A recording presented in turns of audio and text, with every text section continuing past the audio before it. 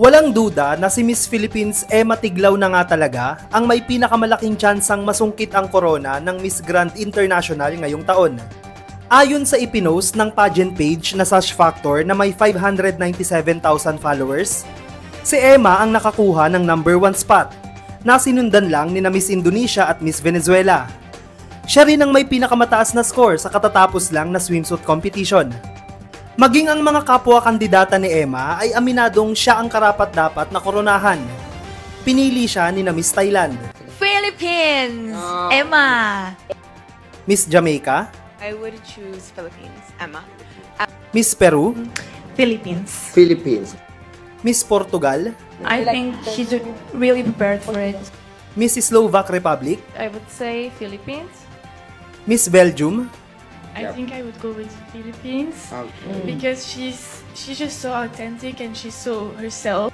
Miss China, But if I want to choose one, I will go for Philippines.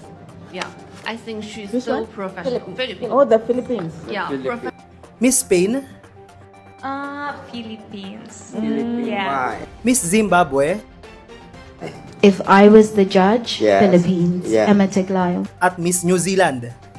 If I have to choose one, Yes. I would choose Philippines. Ramdam daw kasi nila ang pagiging authentic ni Miss Philippines.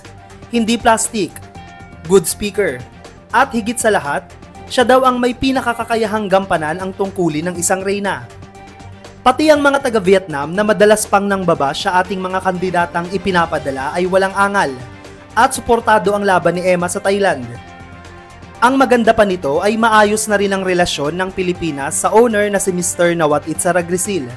Kaya kung magkakataon ay magiging back-to-back win para sa bansa ang panalo ni Emma.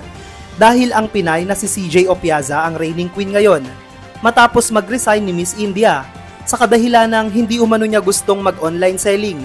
Nakasama naman talaga sa pinirmahan niyang kontrata bilang winner. You guys know they made us sell these cheap, tacky products on TikTok, alright? Like we were sales girls. Kaliwat ka ng pambabatikos din ang inabot ni CJ mula sa mga Indian pageant fans. Binansagan pa nga siyang Miss Second Hand Crown. Pero handa si Emma na ipaglaban at ipakita na deserving at pang world class ang mga Filipina candidates na inilalaban natin sa international stage. Sa tingin mo, ito na nga ba ang inaasam-asam nating back-to-back win ng Pilipinas sa Miss Grand International? Put your comments below. At upang maging updated ka sa laban ni Emma, huwag kalimutang mag-subscribe at i-click ang notification bell